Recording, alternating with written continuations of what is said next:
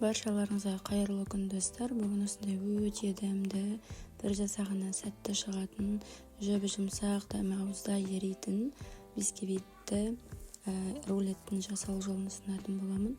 Міндетті түрде видеоны соңына дейін көріп, ұнаған болса жасап көріңіздер. Менің каналыма тіркелмеген болсаңыз тіркеліп, мені қолдап отырыңыз. Каналымнан осындай оңай жасалатын, әрі қолжетімді заттардан жасалатын рецептерді бөлісетін боламын. Ең алдымен ыдысымызға 4 жұмыртқаны алып, қант қоса отырып, 2 есе ұлғайғанша, яғни пенка болғанша жақсылап тұрып, миксердің көмегімен араластырып алатын боламыз.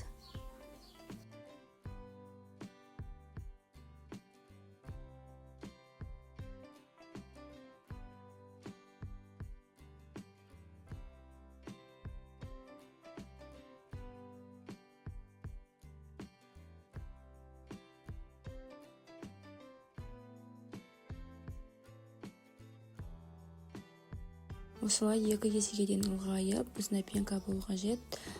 Ары қарай оның үстіне күштен өткізіп, разрыхлитель, яғни қамыр қопсытқыш және де ұн қосып, барлығын жақсылап, силиконды крохинің көмегімен араластыратын боламыз. Бұл жерде мүлде миксер қолданбаймыз, және де осындай жұмсақ араластыру арқылы, яғни қатты күш салмай жұмсақ араластырамыз. Сол кезде қамырымыз пышный, сондай воздушный күшті болып көтерілетін болады. Барлық қажетті құрамды описание бөлімінде қалдыратын боламын. Осы құраммен жасап көрсеңіздер, міндетті түрде рулеттеріңіз идеальный күшті болып шығатын болады.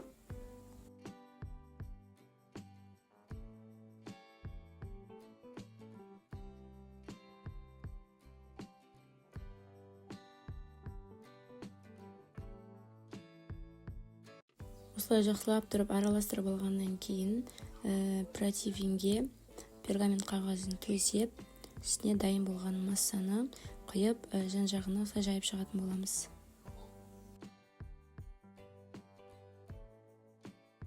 Алдын ала пешті 180 градуста қыздырып қойыңыздар. Қызып тұрған пеште 30 минут бойы пісіретін боламыз.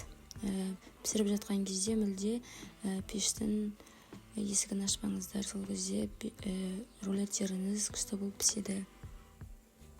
Айтпақшы достар, менің каналыма тіркелмеген болсаңыздар тіркеліп, мені қолдап отырыңыздар. Каналымнан әртүрлі кешкі асқа, таңғы асқа арналған кез келген рецептерді таба аласыздар.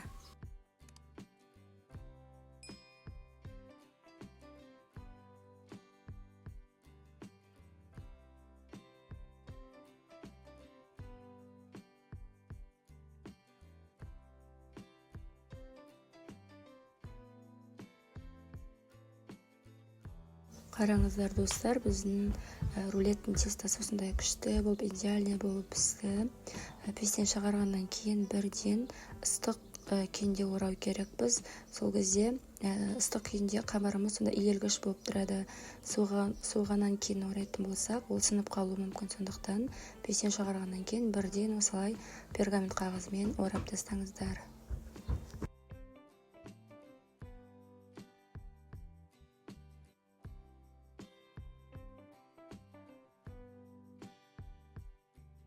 Осылай орап алғаннан кейін 15-20 минутқа салқындатуға қалдырамыз.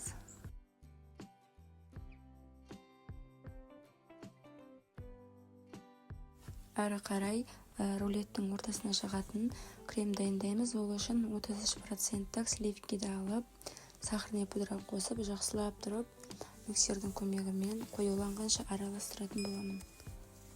Осы кремнен басқа кез келген шоколадный немесе заварной кремді немесе кез келген джемді де пайдаланып, ортасына жақсаңыздар болады. Крем қоюлана бастаған кезде творожный сыр қосып, жақсылап тұрып, креміміз дайын болғанға дейін араластыра беремін.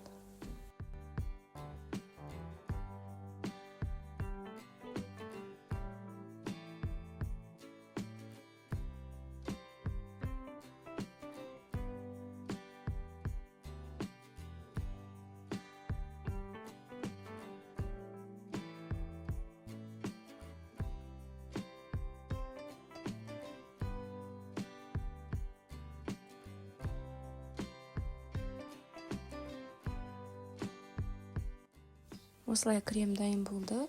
Енді бұны рулеттің бетіне жағатын боламыз. Салқындап тұрған рулетімізді алып, ортасын ашып, ортасына крем жағып шығатын боламыз.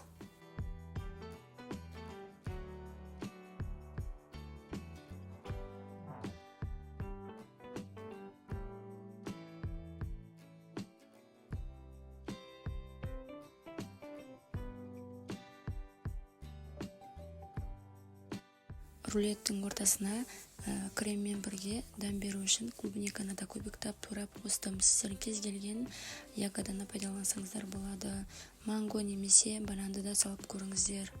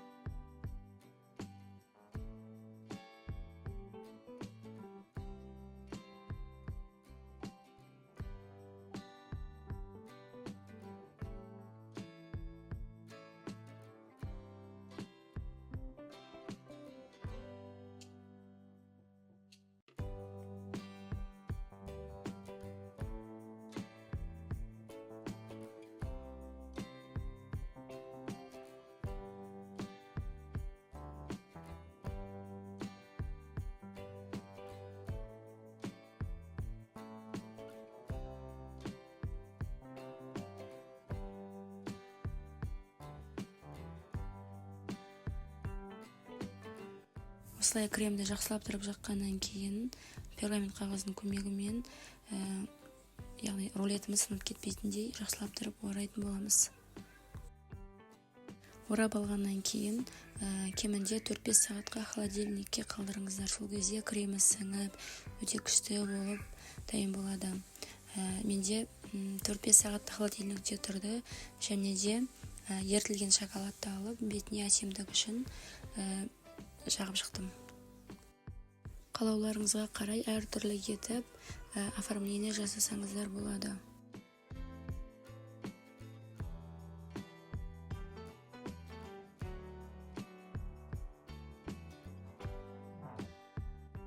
Айтпақшы достар, менің каналыма тіркелмеген болсаңыздар тіркеліп, мені қолдап отырыңыздар. Каналымнан әртүрлі осындай жеңіл әрі өте дәмді рецептерді таба аласыздар.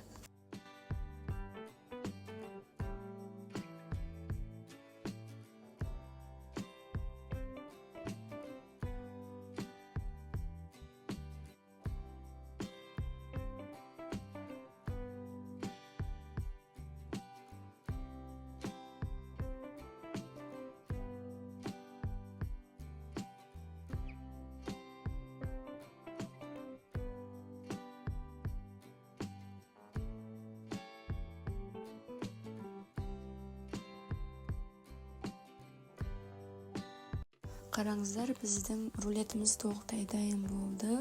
Өте күшті әрі өте дәмді әрі жұп-жұмсақ болып шықты. Міндетті түрде осы рецептпен жасап көріңіздер. Сіздерге ұнайтынына сенімдімін. Сіздермен болған дәмді рецептер жинағы.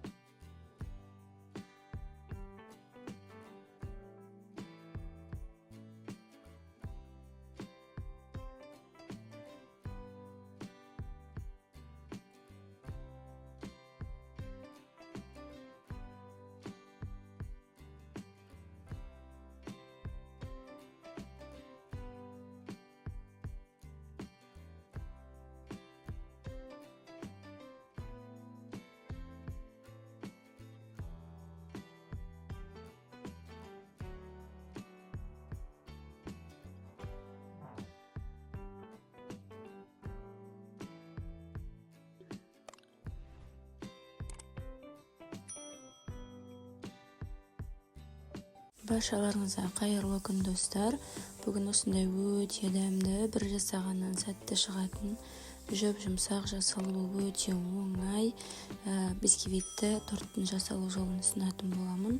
Менің каналыма тіркелмеген болсаңыз тіркеліп, мені қолдап отырыңыздар. Ең алдымен ыдысымызға жұмыртқаның белок мен желтогын екіге бөліп, осылай салып алатын боламыз. Ыдысымыздың таза әрі құрғақ болуы өте маңызды. Менде жұмыртқа кішкентай болғаннан кейін осындай 6 штук алдым. Сіздер орташа немесе үлкен болатын болса 5 штук алсаңыздар болады. Осылай миксердің жай жылдамдығынан бастап қатты жылдамдығына дейін, яғни белокты жақсылап тұрып, осылай шайқап алатын боламыз. Қолданылатын барлық заттардың құрғақ болуы өте маңызды. Бір тамшы су болса да, яғни біздің осы пенкамыз дұрыс шықпай қалуы мүмкін. Осылай қант қоса отырып, жақсылап тұрып, формасын ұстағанша, яғни төңкерген кезде ағып кетпеу керек. Осылай жақсылап тұрып, біркелкі маса болғанша шайқап алатын боламыз. Қараңыздар, енді осылай тексеріп көреміз, мүлде ақпайды. Әрі қарай желтокты да тура осылай масса ұлғайғанша жақсылап тұрып араластырып алатын боламыз. Міндетті түрде қант қосып жасауды ұмытпаңыздар.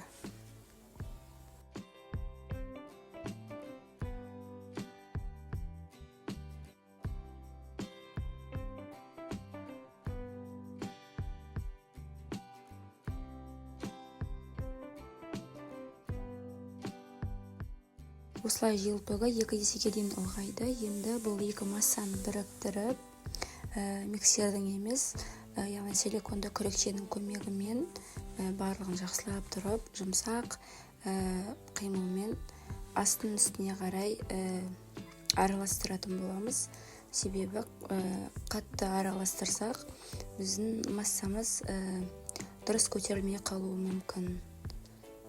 Айтпақшы достар, менің каналыма тіркелмеген болсаңыздар тіркеліп, мені қолдап отырыңыздар. Каналымнан әртүрлі осы сияқты оңай, әрі жеңіл, тез дайындалатын тағам түрлерін таба аласыздар.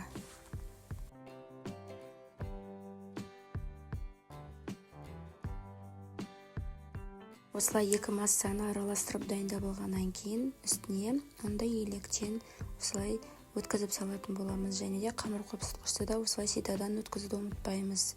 Барлық қажетті құрамды описание бөлімінде қалдыратын боламын. Және де силиконды күрекшенің көмегімен барлығын астан үстіне қарай жұмсақ араластыра бастаймыз. Қатты күш салып араластырмаңыздар, себебі қамырларыңыз дұрыс көтерілмей қалуы мүмкін. Және де артық ештеңе қоспайсыздар. Тек қана мен айтқан барлық құрамды жазып қалдырамын, сол мөлшермен қоссаңыздар, қамырларыңыз идеальный шығады. Осылай барлығы біріккенше 3-4 минут қана араластырдым.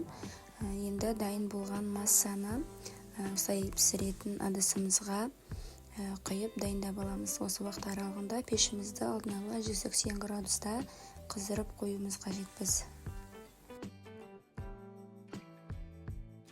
180 градустағы пеште қамырымыз толық піскенге дейін жақсылап тұрып пісіріп алатын боламыз. Қараңыздар, тестасы осындай болып қызарып пісіп шықты. Мен бұл тестаны пісіру барысында пештің есігін қайта-қайта аша бердім. 1-2 рет ашып едім, осылай ортасы түсіп кетті. Сондықтан сіздерге кеңесім, тестаны пісіріп жатқан кезде мүлде есігін ашпаңыздар. Пештің есігін ашпаңыздар, сол кезде идеальный болып піседі. Осы ортасы түсіп кеткенде болмаса, өте күшті болып жұмсақ болып піскен болатын. Осындай биік өте күшті болып пісті. Енді толық суытуға қалдыратын боламыз.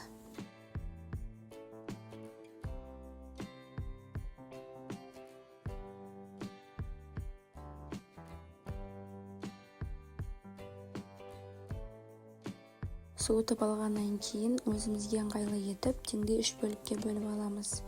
Негізі арнайы кесетін пышақпен кессеңіздер өте күшті болады. Менде ондай болмағаннан кейін осындай пышақты пайдаландым. Және де пышақпен шеттерін кесіп алдым да, әрі қарай жіптің көмегімен кестім.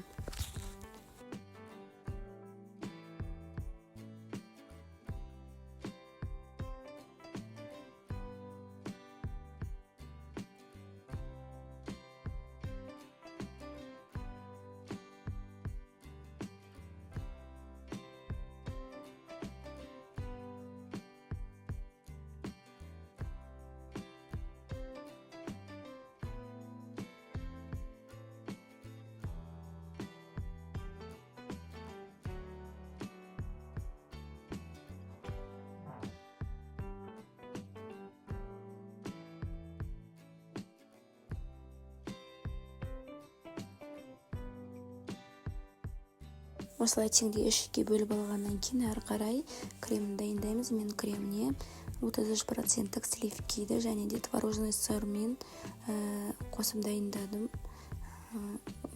Сливкидің үстіне сахарный пудраны қосып, барлық қажетті ингредиенттерді, құрамды және де мөлшерін барлығын описание бөлімінде қалдыратын боламын. Осылай жақсылап тұрып қосып, миксермен қатты жылдамдығынан бастап, яғни қоюланғанша жақсылап тұрып тоқтамай араластырдым.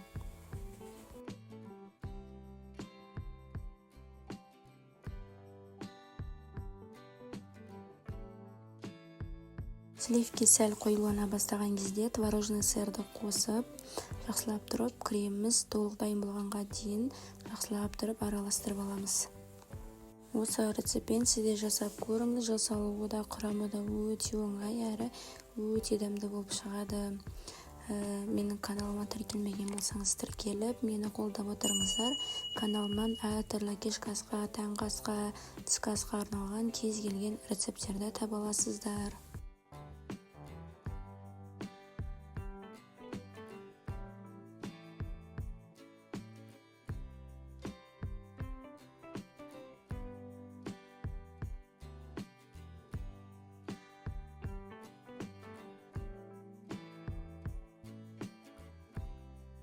Әрі қарай тортымызды жинайтын боламыз. Мен тортқа ешқандай пропитка пайдаланбадым. Сіздер пайдалансаңыздар да болады, себебі қамыры өте жұмсақ болып тұрды. Сол себепті пайдаланбадым.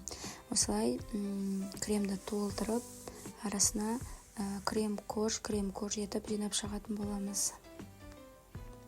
Осы тортқа кез келген кремді қолдансаңыздар болады. Шоколадты крем немесе заварной, яғни қайнатпалы кремді де жұқа етіп, яғни тестосын жұқа етіп кесіп алып пайдаланып көрсеңіздер болады. Өте идеальный әрі өте оңай жасалады. Менің каналымнан әртүрлі кремдердің рецепттерін таба аласыздар. Міндетті түрде менің каналыма тіркеліп, мені қолдап отырыңыздар. Әрі қарай барлығын дайындап болғаннан кейін, торттың кремін жақ болғаннан кейін 3-4 сағатқа холодильникке қалдырамыз. Кремі сіңіп, одан сайын дәмі тәтті болу үшін.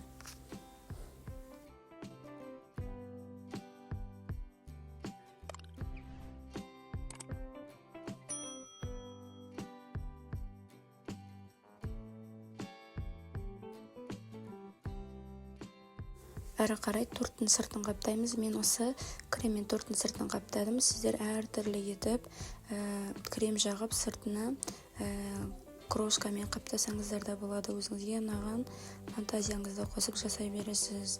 Осылай барлығын дайындап алғаннан кейін біркелкі шығу үшін осылай лопатканың көмегімен осылай шеттерін тегістеп шықтым.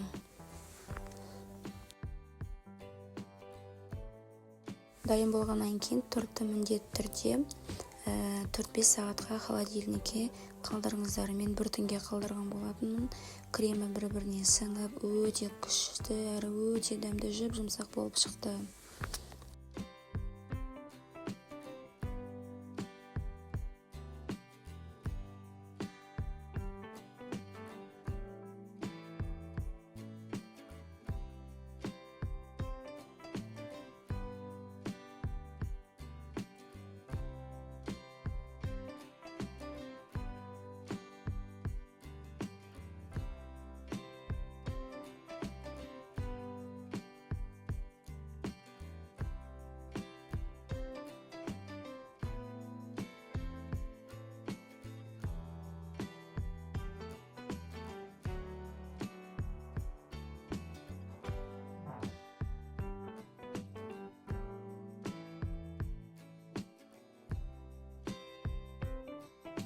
Торттың сыртына тағы да әсемдік беру үшін осындай шоколадты ертіп алып, яғни кез келген молочный шоколадты пайдалансаңыздар болады. Осылай ертіп алып, шеттеріне осындай күшті етіп узор жасап шықтым. Торттың бетіне әдемілігі үшін осындай кондитерский присыпкалардан осылай орналастырып шықтым. Сіздер кез келген өзіңізге ұнаған жемістерді, ягодаларды қойып әсемдесеңіз болады.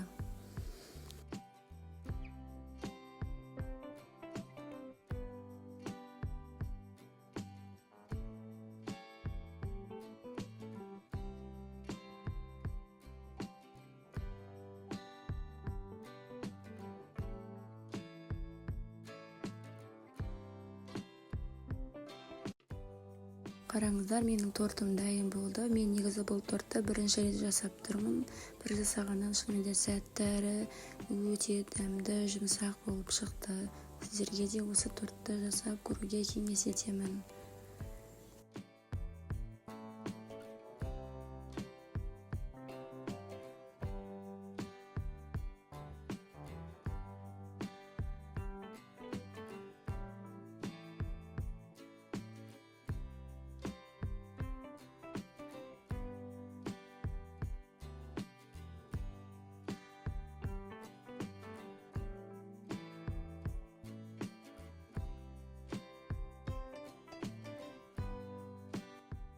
Торт ұнаған болса, міндетті түрде жасап көріңіздер. Сіздермен болған дәмді рецепттер жинағы менің каналыма тіркеліп, мені қолдап отырыңыз.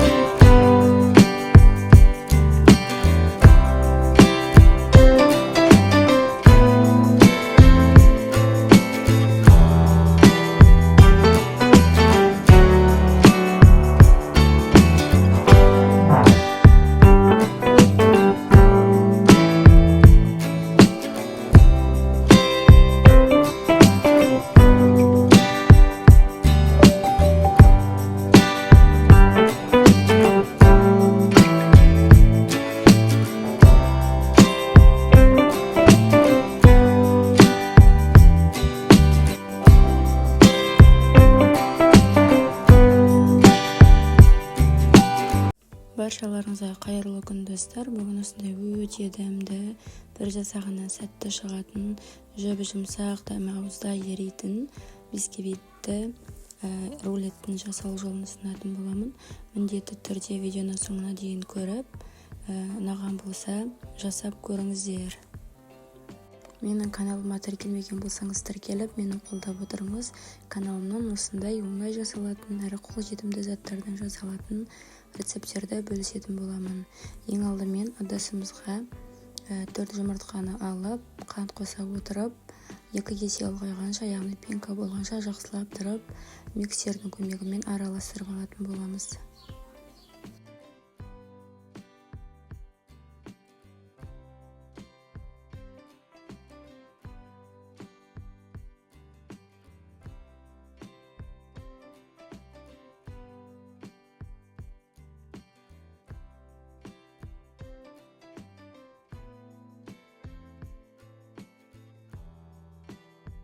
Осылай 2 кесеге дейін ұлғайып, осындай пенка болу қажет.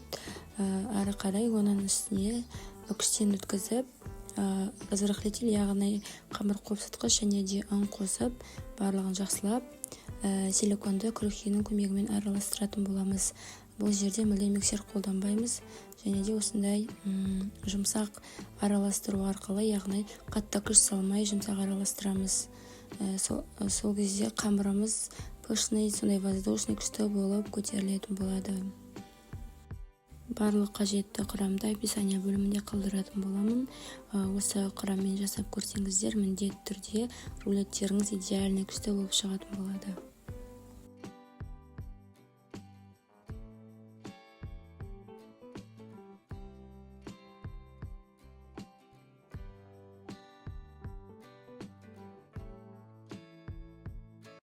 Осылай жақсылап тұрып араластырып алғаннан кейін противинге пергамент қағазын төсеп, үстіне дайын болған массаны құйып, жан-жағына осылай жайып шығатын боламыз.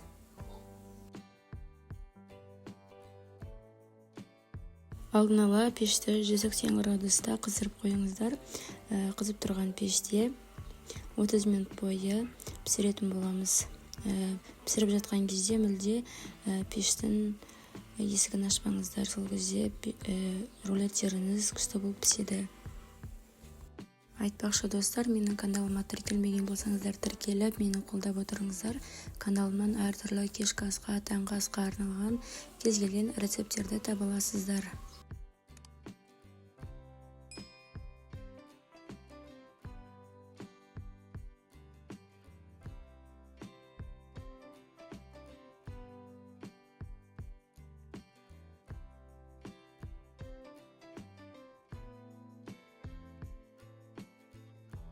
Қараңыздар достар, біздің рулеттің тестасы осындай күшті болып, идеальный болып пісті.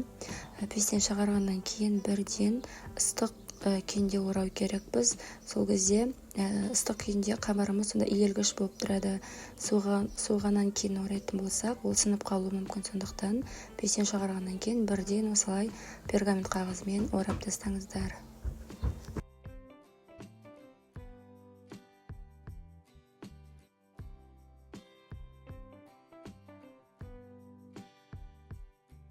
Осылай орап алғаннан кейін 15-20 минутқа салқындатуға қалдырамыз.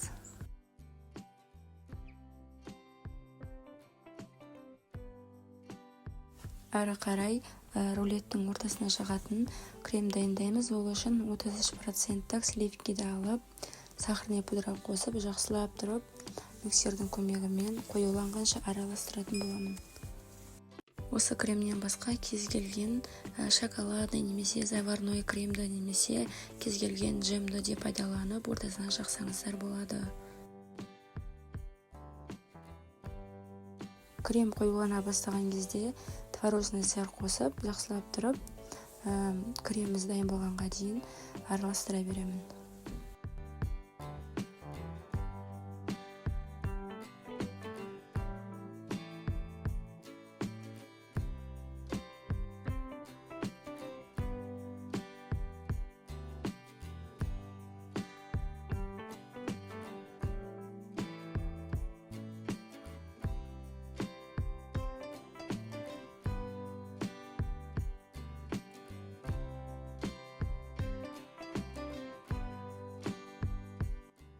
Осылай крем дайын болды.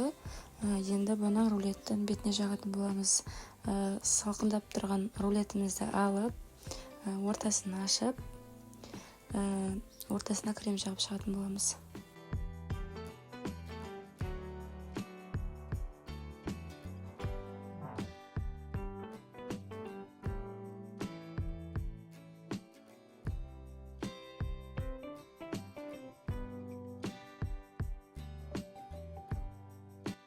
Рулеттің ортасына креммен бірге дәм беру үшін клубниканы да көбіктап турап қостым. Сіздер кез келген ягоданы пайдалансаңыздар болады.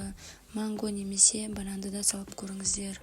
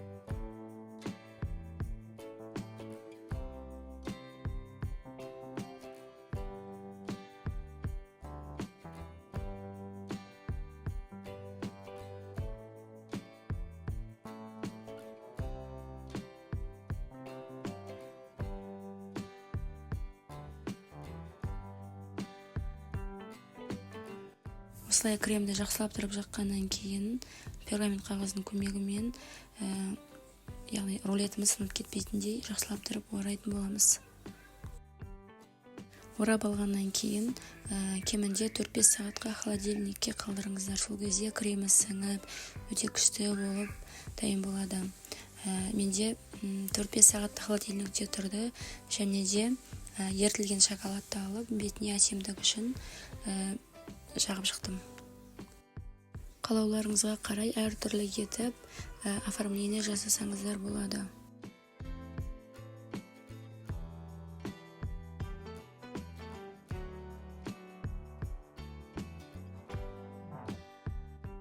Айтпақшы достар, менің каналыма тіркелмеген болсаңыздар тіркеліп, мені қолдап отырыңыздар.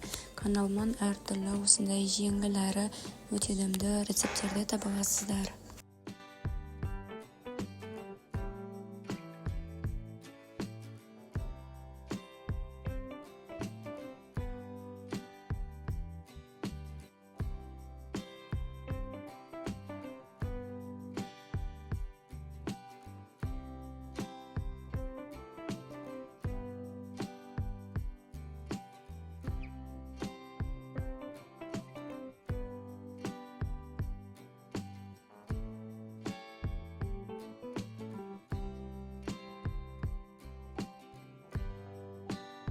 Қараңыздар, біздің рулетіміз толықтай дайын болды. Өте күшті әрі өте дәмді әрі жұп-жұмсақ болып шықты. Міндетті түрде осы рецептпен жасап көріңіздер. Сіздерге ұнайтынына сенімдімін. Сіздермен болған дәмді рецептер жинағы.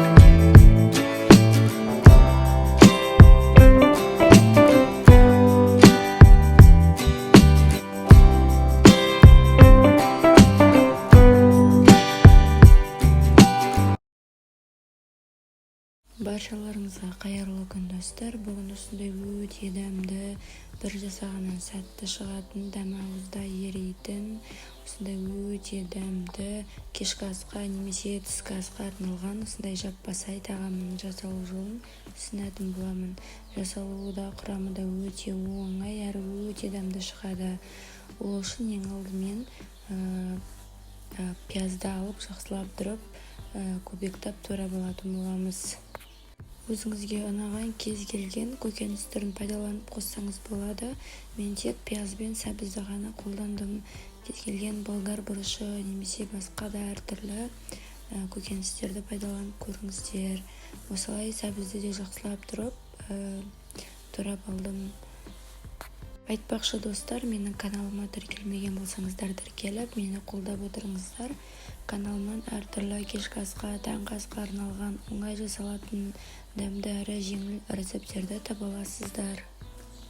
Әрі қарай етті турайтын боламыз. Менде жаңа сойылған малдың еті өзімізге ыңғайлы формада көбіктеп турап алатын боламыз. Және де барлығын бір ыдысқа салып пісіруге дайындаламыз.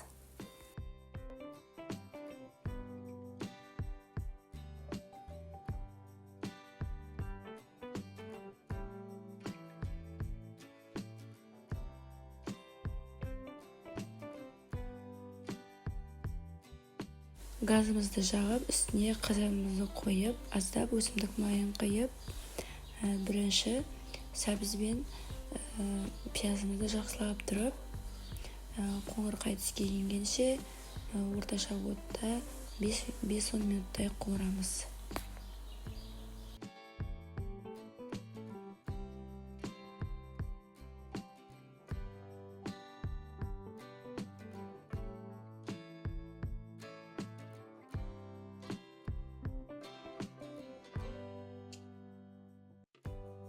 Осылай қуырылғаннан кейін енді үстіне жаңағы туралған еттерімізді салып, жақсылап тұрып тағы да 10-15 минуттай бетін жауып қалдырамыз. Жақсылап тұрып етті қуырып алатын боламыз, бетін жауып қалдырамыз. Сол кезде өзінің суы шығып, осындай асты кетпей сондай күшті болып қуырып тұрады. Қуырып болғаннан кейін үстіне дәміне қарай тұз, бұрыш қосаңыздар болады. Өздеріңізге ұнаған кез келген дәмдеуіштерді қоса бересіздер. Айтпақшы достар, менің каналыма тіркелмеген болсаңыздар тіркеліп, мені қолдап отырсаңыздар деген өтінішім бар. Қазақ тілді каналының дамуына өз үлестеріңізді қосып, мені қолдасаңыздар қуанып қалар едім. Осылай қуырылғаннан кейін үстіне су құйып, тағы да баяу отта 15 минуттай қалдырамыз. Және де 10-15 минут қайнағаннан кейін үстіне біраз қасық томатный паста қосып, баяу отта етіміз піскенге дейін бетін жауып қылдыратын боламыз. Әрі қарай осы тамақтың негізгі құрамы қамырын дайындаймыз. Орташа тығыздықта қамыр дайындау керек біз. Ол үшін мен комбайнды пайдаландым. Қажетті мөлшерде ұнды, суды, тұзын барлығын көз мөлшермен салып, комбайнның кнопкасын басып қалдым. Өзі елеп, өзі жазып берді. Комбайн болған негізі өте рахат екен. Осылай барлығын осылай жұмсақ, күшті болып қамыр шықты. Осылай дайындау болғаннан кейін тағы бетін салфанмен жауып қалдырамын. Қамырымыз күшті, жұмсақ, орташа тығыздықта, қатты суда болып кеткен жоқ, немесе өте қатты болып та қалған жоқ. Осындай өте күшті, идеальный қамыр шықты.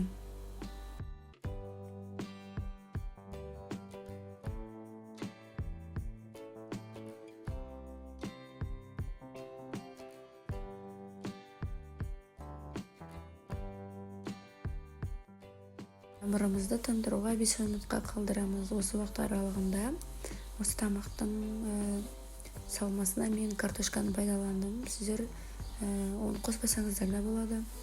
Осылай жақсылап тұрып, бізбен ыңғайлы формада, яғни көпектап, барлығын ірі етіп, осылай туара болатын боламын. Осылай туара болғаннан кейін жаңағы қамырды алып, осында кішкентай бөліктерге бөліп алып, осы комбайнның қамыр жаятын насадкасы болған. Сол насадкасымен қамырды осылай тез-тез жайып шықтым. Негізі комбайн болған өте күшті, рахат екен. Бұрын оқтаумен жазып қайналатын едік. Қазір шүкір, барлығы бар. Осылай жақсылап тұрып, барлығын жұқа етіп, тез-тез бір 15 минуттың ішінде барлығын осылай жайып шықтым. Жайып шыққаннан кейін бір-бірінің үстіне өсімдік майын жаға отырып, осылай орналастырдым. Осылай өсімдік майын жақсаңыздар, бір-біріне мүлде жабыспайтын болады. Тамағым, яғни осы уақыт аралығында пісейін деп қалған болатын.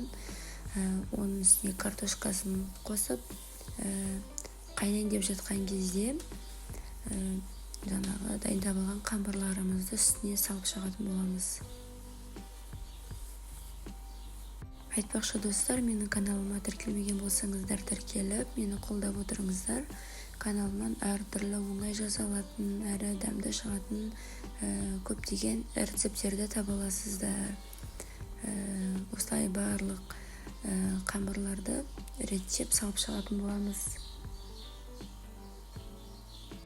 Қамырларды салып шыққаннан кейін қатты отта 15-20 минут бойы суы тартылғанша қайнатамыз. Сол кезде суы тартылып, өте күшті, өте дәмді болып шығатын болады. Міндетті түрде осы рецептпен осы тамақты жасап көріңіздер. Өте дәмді, әрі өте оңай жасалады. Сіздермен болған дәмді рецепттер жинағы менің каналыма тіркеліп, мені қолдап отырыңыздар. Осылай піскеннен кейін қамырын осылай салып аласыздар. Бір-бірінен оңай ажырайды. Себебі біз басында бұның ортасына өсімдік майын жаққан болатынбыз. Осындай қараңыздар. Еті де картошкасы да күшті болып пісті. Міндетті түрде жасап көріңіздер, сіздерге ұнайтынына сенімдімін.